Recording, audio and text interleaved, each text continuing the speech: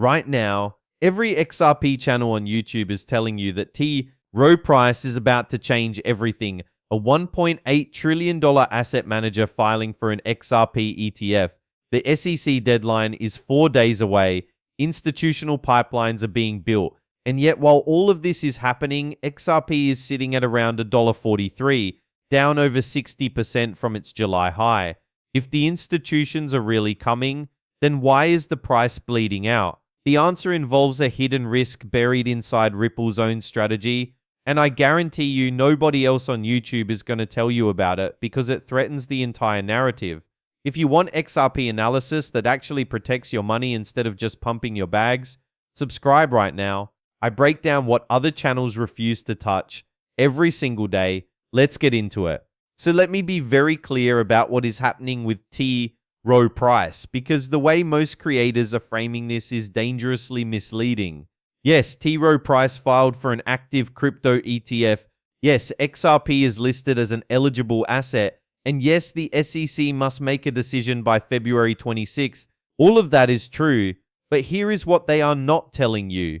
This is not a dedicated XRP fund. This is a multi-asset active crypto ETF that can hold anywhere from 5 to 15 different digital assets. The fund manager has full discretion over allocation. They could put 50% into XRP. They could put 1%. They could put 0. An active mandate means the manager chooses, and there is absolutely no guarantee that XRP gets a meaningful allocation on day one. Now compare that to how other channels are framing this. They are saying a $1.8 trillion giant is buying XRP. That is not what the filing says. The filing says XRP is on the menu. Being on the menu and being the main course are two completely different things.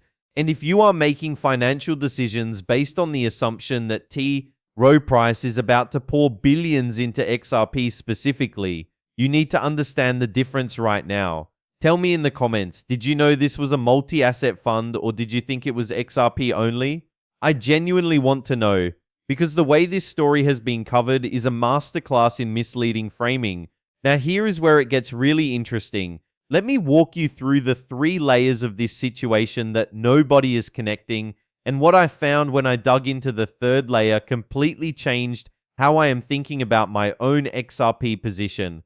Layer 1 is the whale data. And I need to be honest with you, the numbers are being cherry-picked across this entire space. You have probably heard that whales are accumulating massively, and that is partially true. Wallets holding between 10 million and 100 million XRP have added 3.17 billion tokens since October of last year. They now control over 17% of the circulating supply. That is the highest share in history. Sounds incredibly bullish, right?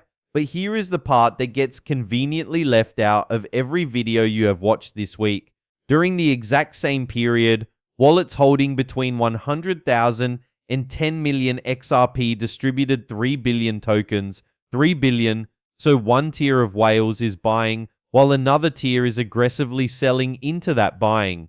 The net accumulation across all whale tiers is actually much smaller than the headlines suggest. And it gets worse. According to Glassnode, several of the largest wallets have trimmed their holdings by 15 to 22%, mostly through over-the-counter sales that do not show up on exchange order books.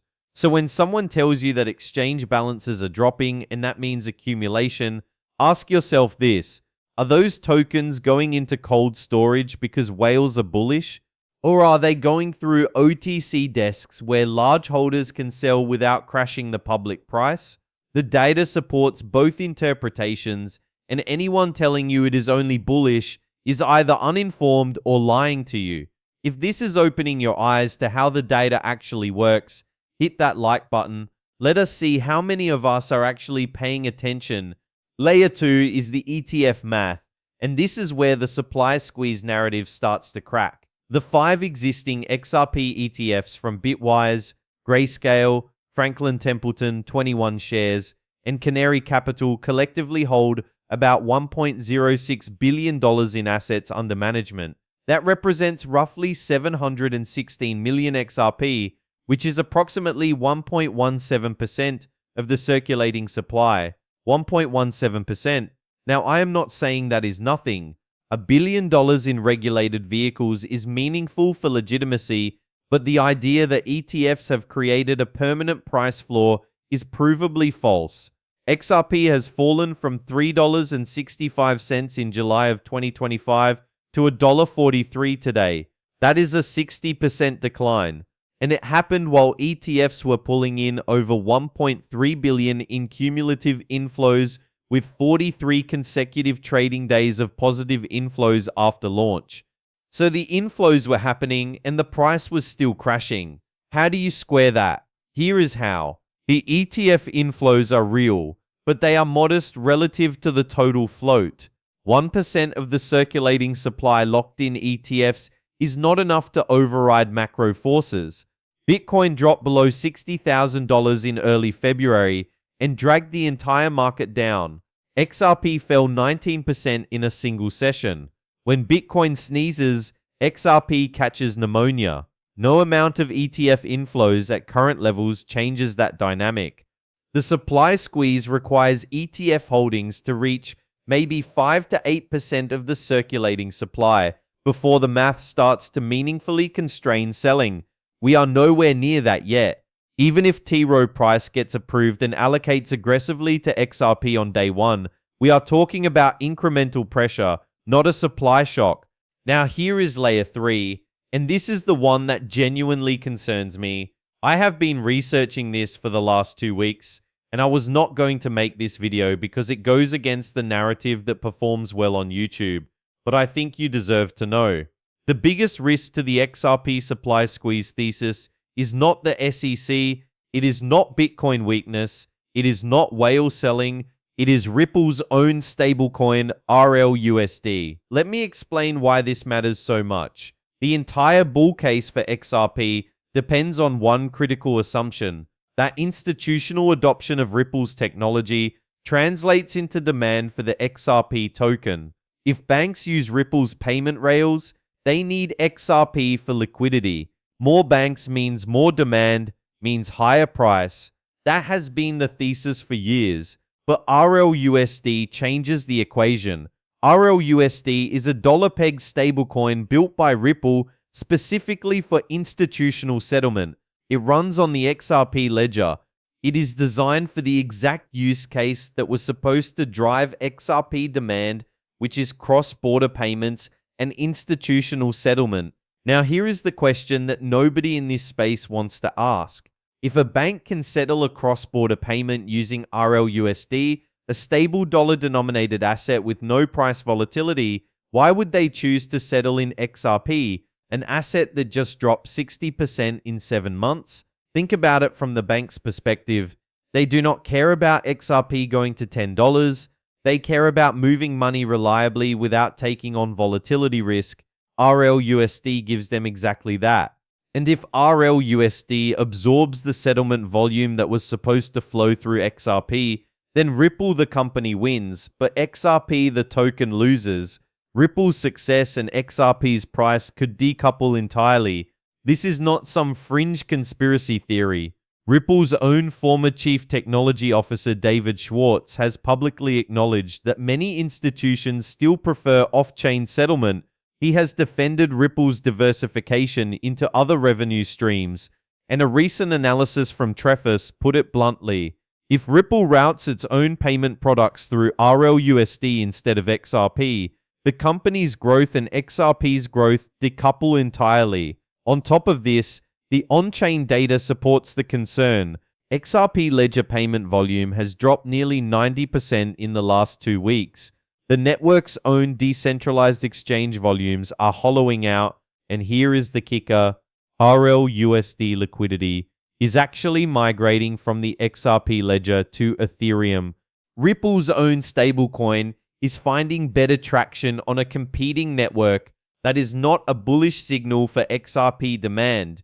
Do you think RLUSD helps or hurts XRP long term? Comment helps or hurts below. I genuinely want to see where this community stands on this, because it is the single most important question for the next 12 months.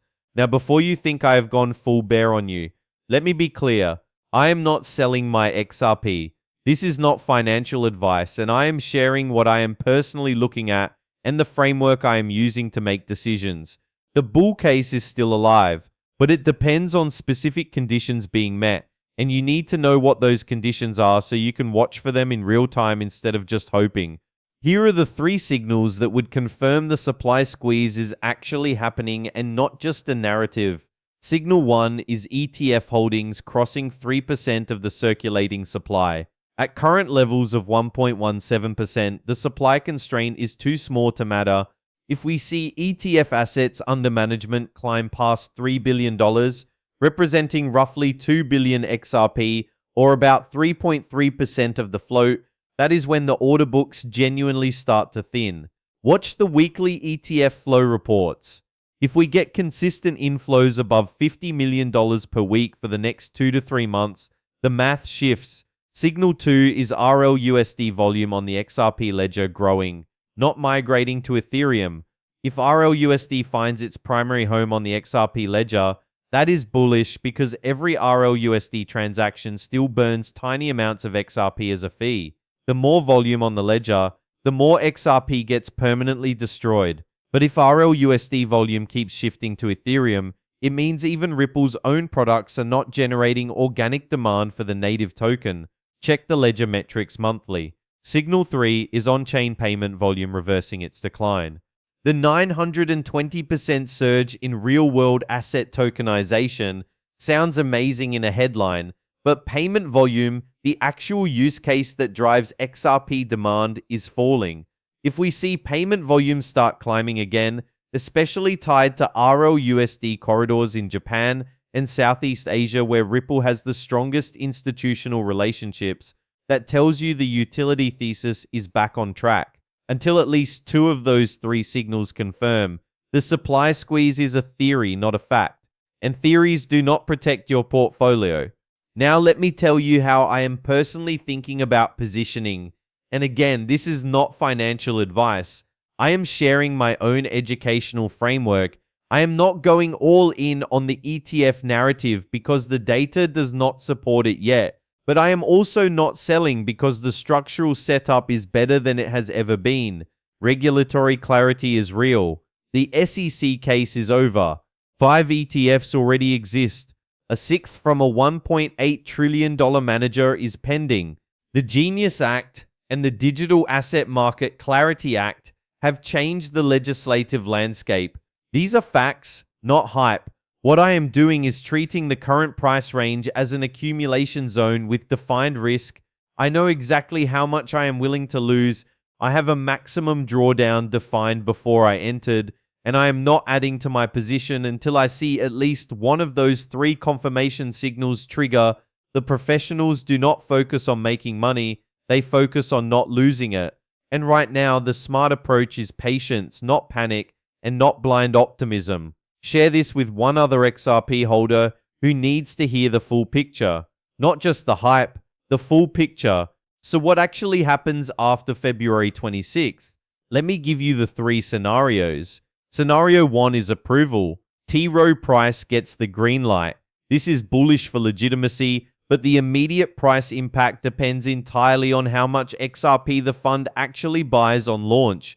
If they allocate heavily to Bitcoin and Ethereum with only a small XRP position, the approval could be a sell the news event.